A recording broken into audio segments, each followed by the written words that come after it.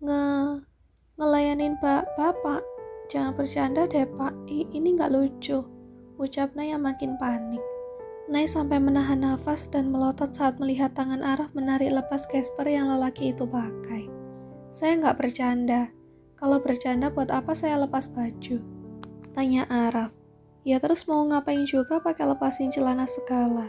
Tanya Nay dalam hati. Dan seperti sedang menunjukkan kalau Araf tak main-main dengan ucapannya. Setelah melepaskan Casper, dengan tak tahu malunya tangan Araf bergerak menurunkan resleting celana panjangnya. Membuat jantung Nay makin disko saja. Bapak jangan macam-macam ya pak, ancam Nay dengan suara mencicit seperti tikus kejepit. Lalu saking khawatirnya terjadi sesuatu yang tidak Nay inginkan, walaupun jantungnya dak-dik-dur-dar, Nay memberanikan diri untuk buru-buru berdiri selagi Araf bersiap melepaskan pengen celananya. Buk! Nay langsung mendaratkan lututnya ke bagian tengah paha Araf, membuat Araf langsung membungkukkan badan sambil mengadu kesakitan memegangi asetnya yang berharga karena kena hentam Nay. Kak, kamu apa yang kamu lakuin? Tanya Araf dengan wajah memerah menahan sakit dan juga marah. Bapak jangan mesum ya, omel Nay sebelum lari terpirit-pirit dari kamarnya. Araf dengan perlahan mendudukkan diri di pinggir ranjang tempat Nay duduk sebelumnya sambil meringis. Tega sekali Nay melakukan ini kepadanya. Padahal dia tidak melakukan apa-apa, tapi malah dikatain mesum segala. Siapa yang mesum coba? Saya kan cuma mau minta pijitin doang. Lagian itu anak mikir apa sih? Gerutu Araf. Ya, tidur sekasur dengan Nay memang membuat tubuhnya berasa remuk. Apalagi Nay semalam tidurnya heboh sekali. Kakinya tendang sana tendang sini. Belum tangannya yang kadang main gampar pipi Araf, kadang juga main keplak dada Araf. Membuat lelaki itu tak bisa tidur dengan nyenyak. Dan setelah apa yang Nay lakukan dengan keadaan tidak sadar, bukannya bertanggung jawab untuk memijati badan Araf yang pegal-pegal, Nay malah menyiksa Araf secara terang-terangan. Menendang aset Araf dengan tak ada rasa kasihan-kasihannya. Tapi tak lama kemudian Araf tertawa sambil geleng-geleng kepala saat sadar kenapa Nay bertingkah seperti itu. Pasti karena Nay takut melihat Araf yang mau buka celana. Padahal Araf memakai celana double. Dan rasanya ribet saja jika di dalam kamar begini dia tak melepas celana panjangnya, menyisakan celana pendek selutut saat sedang dipijat oleh Nay. Udahlah, lebih baik tidur aja, mumpung gak ada si penguasa kasur. Gumam Araf sambil merebahkan diri setelah memakai kembali kemejanya. Ngapain kamu lihat-liatin saya kayak gitu? Terpesona sama kegantengan saya. Pertanyaan itu meluncur begitu saja dari mulut Araf. Padahal tadi dia ingin menanyakan, kenapa Nay terus mendiaminya sejak keluar kamar siang tadi sampai sekarang. Tapi mengingat Nay yang sejak makan malam bersama sampai mereka kembali ke kamar Nay terus meliriknya. Araf malah melemparkan pertanyaan narsis overdosis seperti itu. Ih, siapa coba yang ngeliatin? Ada buktinya? Tanya Nay tak terima. Walau Araf ganteng dan mempesona, tapi bukan itu alasan Nay mencuri-curi pandang pada Araf. Bukti? Kamu mau lihat? Oke, saya putarin rekaman CCTV-nya biar kamu sadar. Kalau dari tadi kamu lirik-lirik saya terus. Nay melotot. CCTV? Emang ada, Pak? Ya tentu ada aja. Ini buat jaga-jaga biar kamu gak KDRT kayak tadi siang. Jadi saya bisa mengumpulin bukti untuk bikin laporan ke kantor polisi. Jawab Araf sambil berusaha menahan diri untuk tidak tertawa. Hah? Polisi? Araf mengangguk santai. Kak, kan aku gak ngapa-ngapain. Kalaupun iya, itu juga karena Pak Araf sendiri yang mau macam-macam sama aku. Aku cuma membela diri. Jelas Nay dengan terbata-bata. Saya macam-macam apa? Itu, Bapak minta pelayanan segala. Emangnya pikir aku cewek murahan apa? Saut Nay sambil melotot marah. Padahal nyalinya sudah menciut takut. Saya kan mau minta pijitin kamu. Nay melongo. Terus ngapain buka baju segala? Yang pegel kan bukan cuma pundak saja, badan saya juga. Dan itu gara-gara kamu. Kenapa salahin aku? Kamu tidur udah kayak orang main kuda lumping. Ekstrim banget. Jawab Araf sambil memiringkan kepalanya ke kiri dan kanan. Mengingat saja sudah bikin pegal. Terus kenapa buka celana juga? Tanya Nay kemudian. Saya pakai celana 2. Kamu aja yang ngarep mau lihat punya saya. Enggak, aku nggak gitu kok, pantah Nay sambil menggoyangkan kedua tangannya dengan panik. Takut jika Araf berpikir yang macam-macam. Terus kenapa dari tadi kamu lirik-lirik saya? Araf kembali ke topik awal pembicaraan. Kamu takut saya apa-apain atau karena mau saya apa-apain? Buk, Nay memukul Araf dengan bantal. Aku nggak lirik-lirik bapak. Mau bukti? Dek, Nay langsung bungkam. Bukti? Apa itu berarti Araf benar memasang CCTV di kamarnya? Tiba-tiba Nay bangkit dari ranjang dengan menatap setiap sudut kamarnya, untuk memastikan kalau tak ada kameramen tersembunyi. Dia bahkan mengangkat-angkat barangnya sampai memeriksa kolong kasur. Kamu lagi ngapain? Tanya Araf bingung. Mau cari siapa tahu kamera tersembunyi di kamar aku. Jawab Nay galak. Ya siapa tahu Pak Araf punya niat jahat buat lihat ulang aku yang lagi ganti baju. Badan kayak papan penggilasan gitu, apa yang mau dilihat ulang? Nay yang sedang sibuk mengangkat-ngangkat buku pelajarannya di meja belajar langsung balik badan dan menoleh ke arah Araf. Berjuang sekali mulut suaminya itu pakai bilang badan Nay kayak papan penggilasan. Badan aku gak kayak gitu ya, sangkal Nay. Oh ya? Saut Araf tampak tak percaya. Iya, biarpun badan aku gak kayak Ariel Tatum, tapi yang gak kayak penggilasan juga. Kalau gitu coba buktikan. Saya mau lihat apa benar gak kayak papan penggilasan. Tuk, Nay langsung melempar buku paket matematika yang lumayan tebal hingga mendarat mengenai kepala Araf. Tapi bukannya marah, Araf malah tertawa. Kenapa bapak ketawa? Tanya Nay bingung. Kamu tenang aja, saya nggak pasang begituan di kamar kamu. Jelas Araf. Tapi tadi bapak bilang, saya cuma bercanda. Nay mendengus kesal, lalu merebahkan kembali tubuhnya di ranjang. Setelah itu dia menendang Araf sampai Araf yang masih sibuk tertawa berguling ke lantai. Bruk, bapak tidur di lantai malam ini, seru Nay jengkel. Sudah 5 hari menginap di rumah mertuanya, tapi tak ada kemajuan sama sekali. Nay tampaknya masih marah pada Araf walaupun mereka sesekali masih berkomunikasi. Entah nyari ribut-ribut kecil atau pura-pura baik-baik saja di depan kedua orang tua Nay, berangkat sekolah juga mereka masih barengan. Hanya saja kalau pulang sekolah, Nay lebih memilih naik ojek online daripada boncengan dengan Araf. Kalau diajak jalan-jalan, Nay juga tidak pernah mau. Alasannya karena sedang malas keluar dan mau di rumah saja. Araf memijat pelipisnya. Sebenarnya dia tahu cara supaya Nay berhenti marah kepadanya. Tinggal memberi jawaban dari pertanyaan gadis itu perihal jika. Karena Nay berkali-kali menyinggung soal kekasihnya Araf itu. Sayangnya, Araf masih tidak punya jawaban sampai sekarang. Dia sendiri masih tidak bisa memahami perasaannya. Dia tentu menginginkan kembali dengan Jika. Tapi belakangan ini pikirannya malah disibukkan dengan bagaimana cara membuat Nay tak lagi marah kepadanya dan mau berbaikan. Sialnya, saat jam pulang sekolah Jumat ini, ketika Araf hendak ke parkiran, dia melihat Yoga yang sudah naik motor berhenti di samping Nay dan Nay mau-mau saja dibonceng oleh pemuda itu. Dengan segera Araf menghampiri motornya untuk menyusul Nay dan Yoga. Tapi sialnya dia malah kehilangan jejak istri dan adiknya. Sialan, kenapa Nay nggak nolak diajak Yoga? Apa selama ini dia pulang bareng Yoga? Makanya dia selalu nolak buat pulang bareng gue. Setelah berputar-putar mencari Nay dan tak menemukan keberadaan gadis itu, akhirnya Araf memutuskan untuk pulang lebih dulu ke rumah mertuanya. Mungkin Nay sudah di rumah.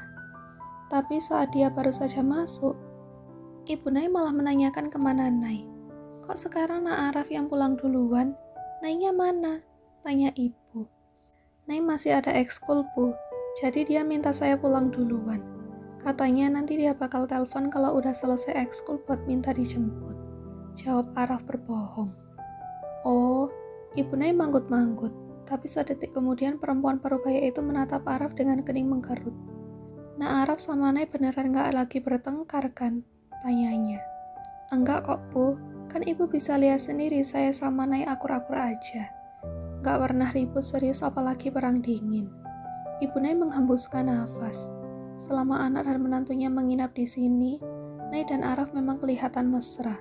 Walau kadang putrinya itu suka ogah-ogahan disuruh ke kamar menemani Araf. Nay biasanya sibuk membantu di dapur atau melakukan pekerjaan rumah ini itu. Dan saat ditegur ibu atau ayahnya, barulah Nay ke kamarnya. Syukurlah kalau gitu.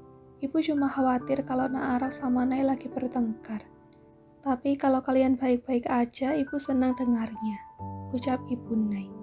Setelah berbicara sebentar dengan ibu mertuanya, Araf pamit ke kamar untuk ganti pakaian. Masih belum dibaca juga. Lagi sibuk apa sih dia sama Yoga sampai baca pesan aja gak sempat?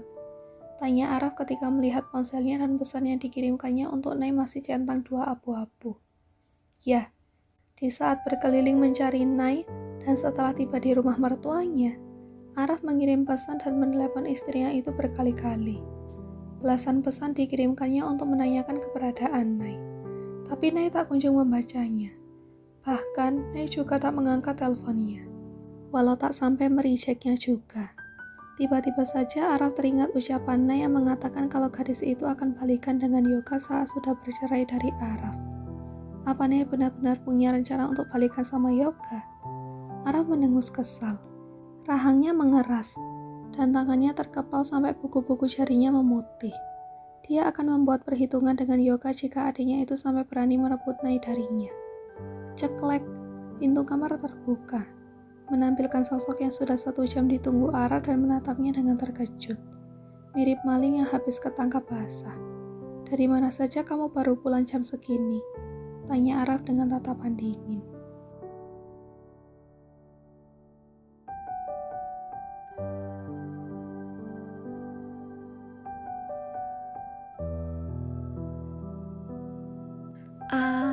Aku habis belajar kelompok. Jawab Nay gugup sambil menghindari Araf yang sedang menatapnya penuh selidik. Belajar kelompok sama siapa? Tanya Araf. Ya sama anggota kelompokku, Pak.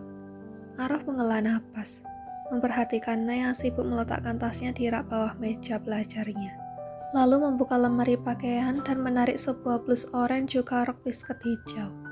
Gadis itu tak menatap Araf sedetik pun, selain saat masuk kamar tadi. Benar-benar mencurigakan. Siapa anggota kelompok kamu? Tanya Araf saat Nay menutup pintu lemari. Nay tak menjawab, memilih untuk keluar kamar daripada membahas hal ini dengan Araf. Dia yakin kalau Araf tahu yang sebenarnya pasti lelaki itu akan marah. Tapi belum juga sampai di depan pintu, Araf langsung berdiri di depannya, menghalangi jalan Nay. Misi Pak, aku mau ganti baju, ucap Nay jengkel. Saya tanya, siapa anggota kelompok kamu? Araf mengulang pertanyaannya dengan penuh penekanan. Bagas, Rini, Dita, Anggi. Nay menyebutkan nama-nama teman satu kelompoknya. Araf mendengus sambil menyunggingkan senyum miring. Dia jadi yakin kalau Nay pasti sedang berbohong. Kalau benar dia belajar kelompok dan yang 4 orang itu adalah teman satu kelompoknya, lalu buat apa gadis itu pergi dengan Yoga? Sekarang Bapak minggir, aku mau ganti baju. Ulang Nay karena Araf masih berdiri menghalangi pintu. Kamu bohong sama saya, tanya Araf dengan rahang mengeras. Bohong apa sih Pak? Kamu gak belajar kelompok kan? Nay mendongak, menatap Araf dengan kening berkerut. Aku belajar kelompok Pak, seru Nay yang merasa tak terima karena Araf secara tak langsung sedang mengatainya pembohong. Sama siapa? Tanya Araf dengan suara menggelegar. Membuat Nay langsung terjingkat saking kagetnya. Kan aku udah bilang tadi sama Rini, Bagas, Anggi, Dita. Cicit Nay dengan kepala menunduk. Ngeri sendiri melihat Araf dalam mode marah begini. Nay bahkan sampai mundur 1 langkah, mencari cara aman dari Araf. Bagus, sekarang kamu udah pinter bohong, cibir Araf. Aku gak bohong Pak, tegas Nay membela diri. Terus ngapain kamu pergi sama Yoga?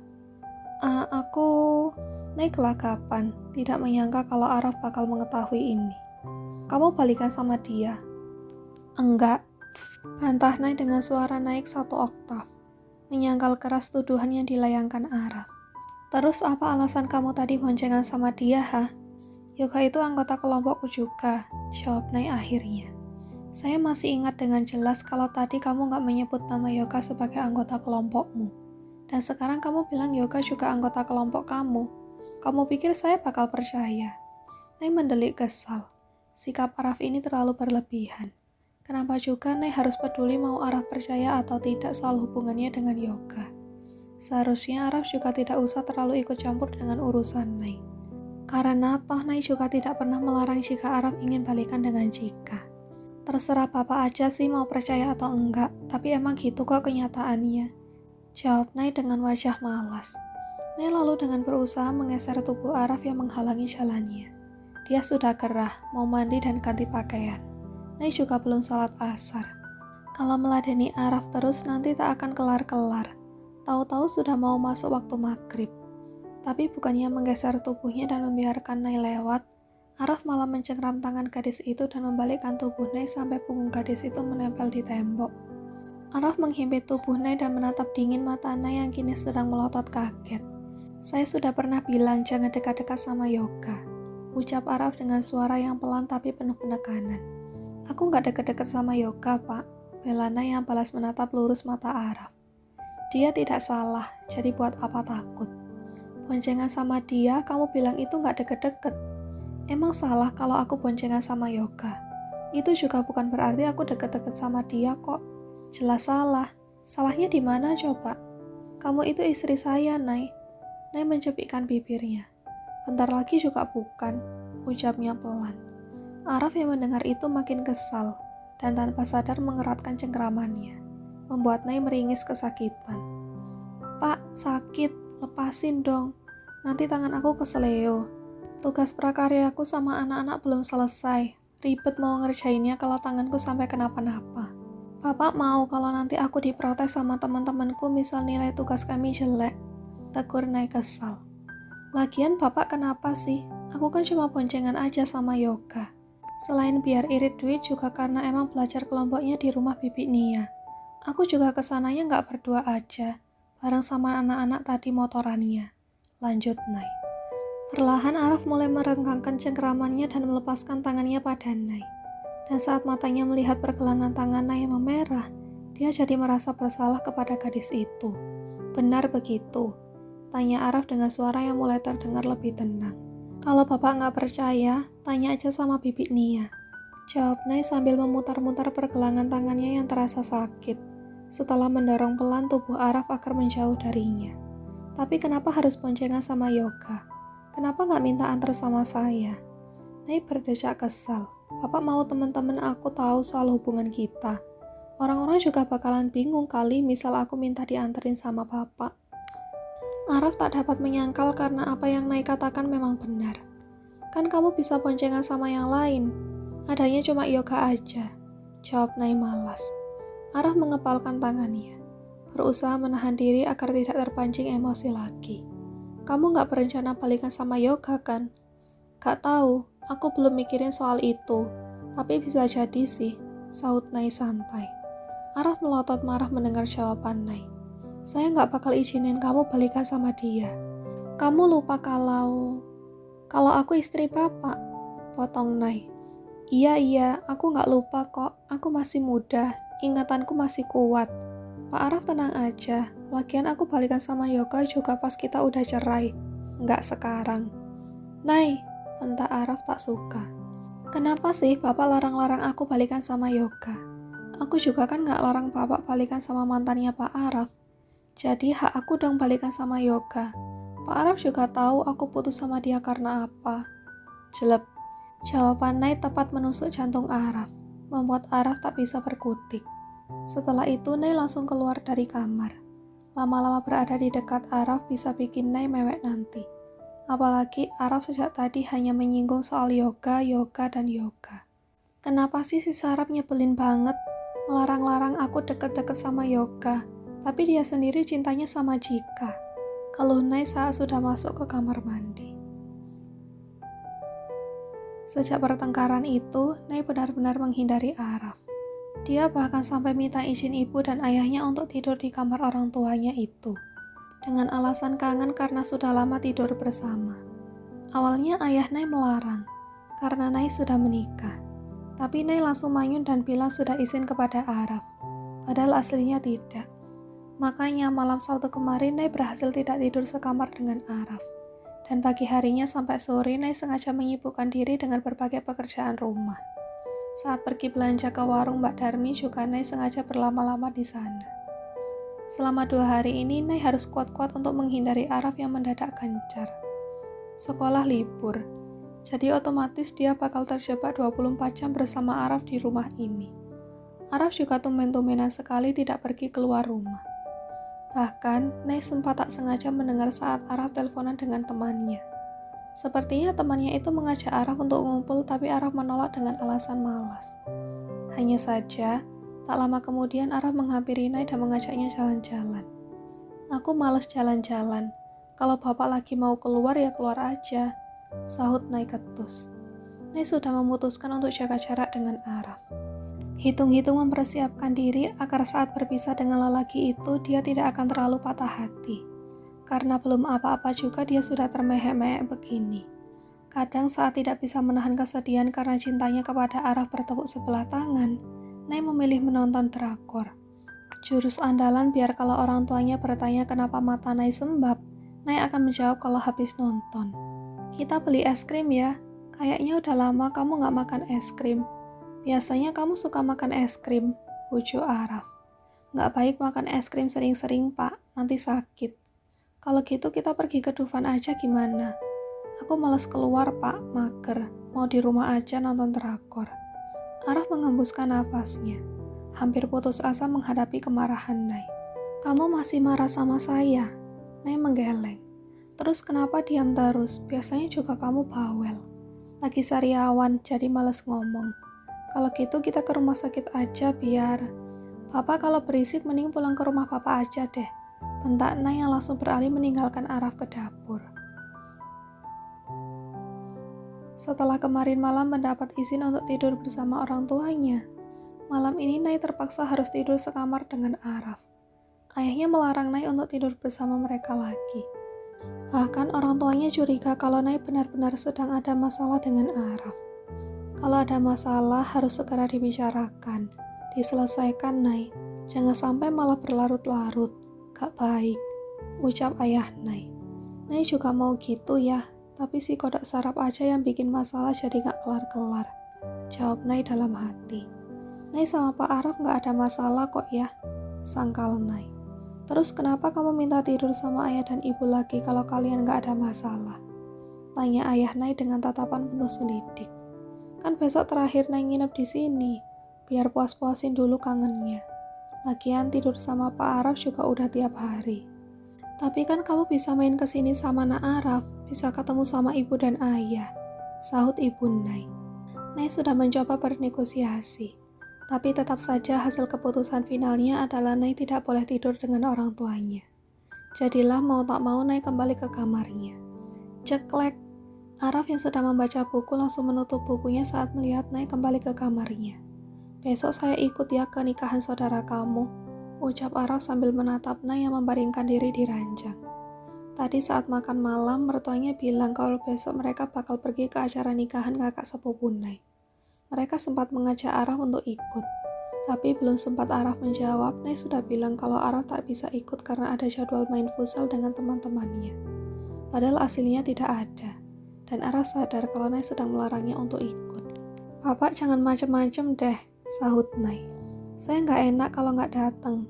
Ibu dan ayah juga kelihatannya berharap saya bisa ikut. Nggak usah lah bikin ribet aja. Nanti aku bingung kalau ditanya bapak siapanya aku. Karena saudara-saudaranya aku taunya aku masih sekolah.